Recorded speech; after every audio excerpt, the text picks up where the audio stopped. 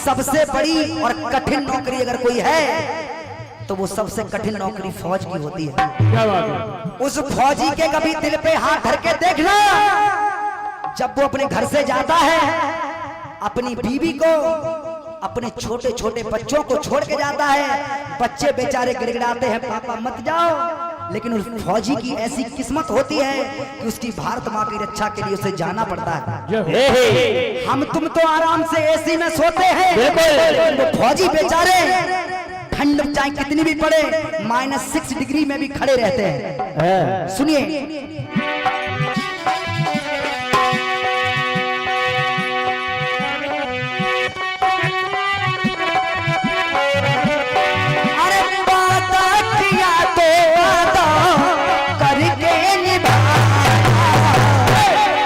हमें ना भुलाना साजन, हमें ना भुलाना, हमें ना भुलाना साजन, हमें ना भुलाना, हमें ना भुलाना साजन, हमें ना भुलाना।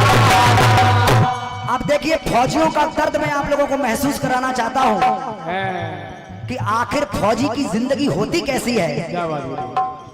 हम तुम तो रात में या दिन में मेहनत करके कम से कम 1 घंटे तो घर मिल जाता है, हारे थके आते हैं, बच्चों को लिया, थकान चली गई, लेकिन फौजी बेचारे पता नहीं कब घर आए और तुरंत ही क्यों ना बुला लिया जाए, कोई पता नहीं होता।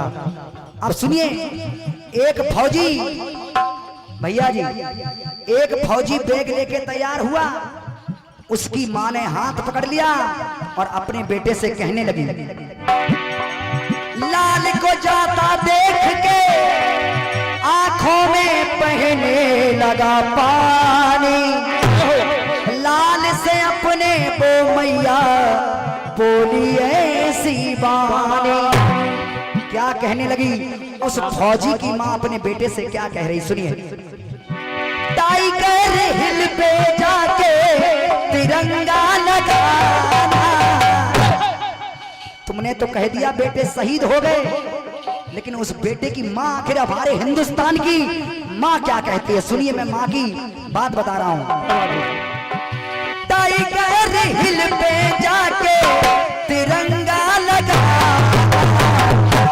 और हे लाला हंस हंस के गोली बेटा सीने पे खाना, पर क्या पर पीठ ना दिखाना लाला, पीठ ना दिखाना,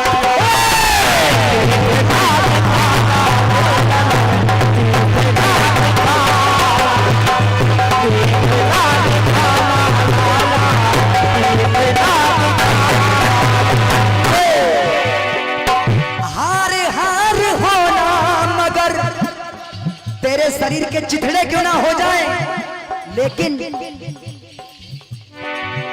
हार हार होना मगर हार के जाना, हंस हंस के गोली बेटा सीने पे खाना, पर पीठ ना दिखाना, पीठ ना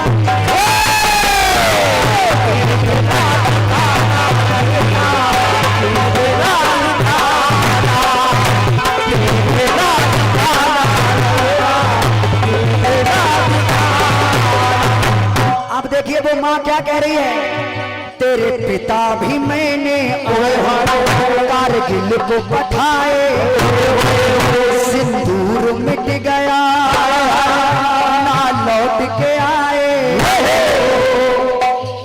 तुम्हारे पिता को भी मैंने ऐसे ही तिलक करके भेजा था, लेकिन वो इस भारत माँ की मिट्टी पर बलिदान हो गए। तुम भी बेशक लौट के मत आना, लेकिन गोली अगर खाना तो सीने पे खाना, अगर तुमने पीठ पे गोली खाई तो मैं साफ मना कर दूं कि ये मेरा बेटा। वो माँ कहने लगी, देखिए हमारे भारत की माँ और हमारे फौजी भाइयों की माँ, वो माँ कहने लगी, अगर मैंने देख लिया कि तेरी पीठ पर गोली लगी है तो मैं साफ मना कर दूंगी कि ये मेरा बेटा नहीं है।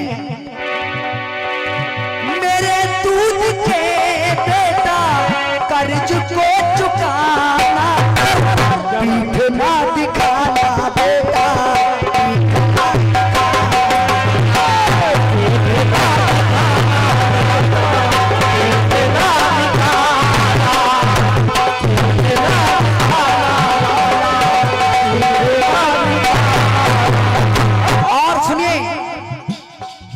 का हाथ छूटा, आगे जब बैग लेके बढ़ा, मीठे मीठे पट्टर भैया, आगे जब बैग लेके बढ़ा तो उसकी बीबी ने हाथ पकड़ लिया।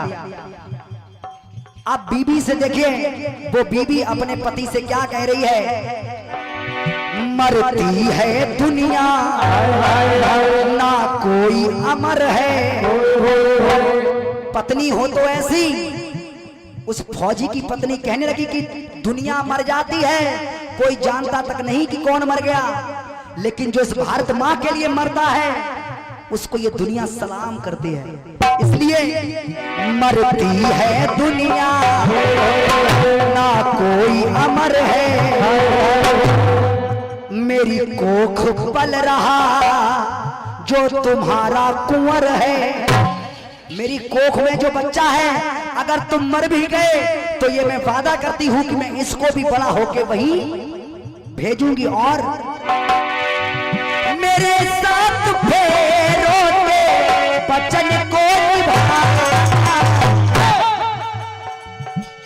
अगर तुम मेरे पति हो तो मैं तुमसे कुछ नहीं मांग रही हूं, कुछ नहीं मांग रही हूं, सिर्फ इतना कह रही हूं, हंस हंस के गोली पिया सीने पे खाना, पर पीठ ना दिखाना प्यारे, पीठ ना दिखाना, पीठ ना दिखाना, पीठ ना दिखाना, पीठ ना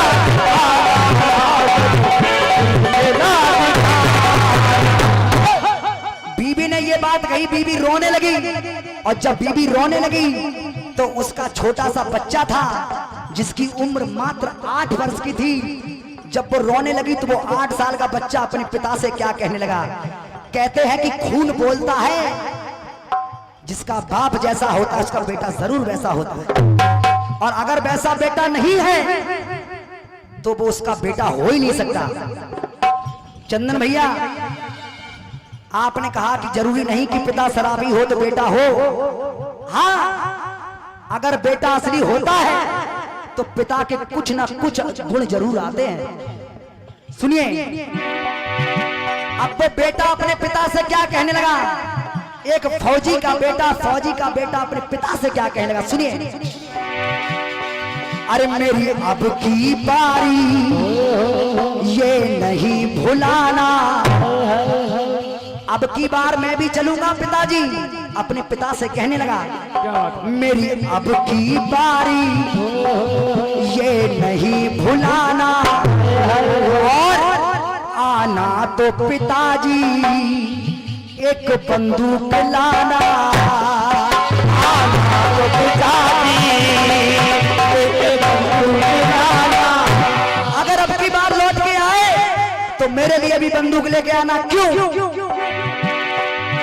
तिरंगे की कीमत पापा खून से चुकाना, पर पीठ ना दिखाना पापा, पीठ ना दिखाना, पीठ ना दिखाना पापा, पीठ ना दिखाना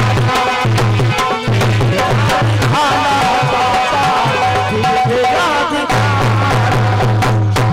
जब सबने ये बात कही तो वो फौजी रोने लगा और कहने लगा, जब उसकी आंखों से आंसू निकले तो उस फौजी की बहू कहने लगी, बीबी कहने लगी, अरे तुम तो देश के रखवाले हो, तुम्हारी आंखों में आंसू शोभा नहीं देते, तुम फौजी हो, तुम्हारी आंखों में आंसू शोभा नहीं देते।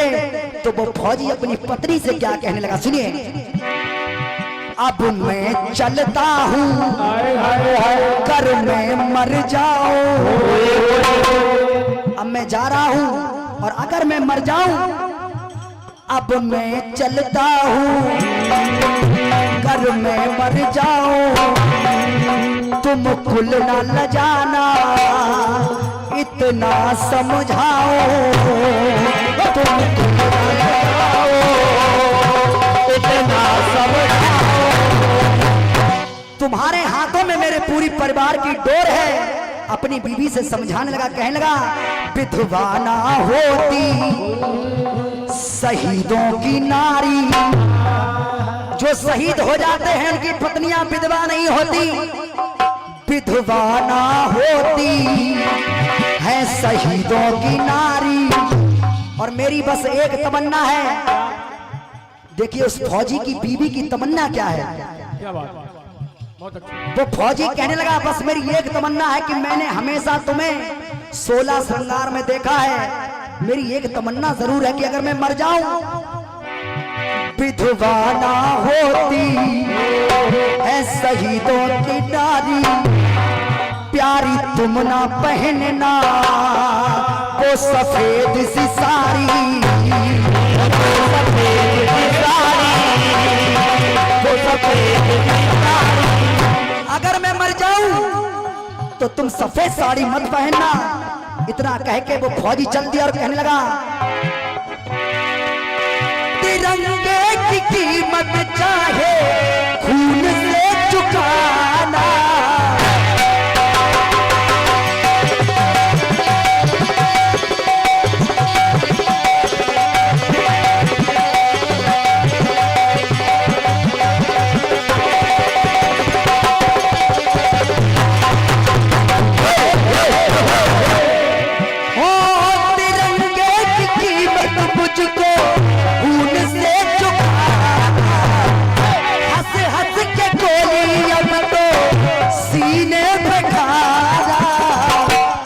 ना दिखाना मुझको,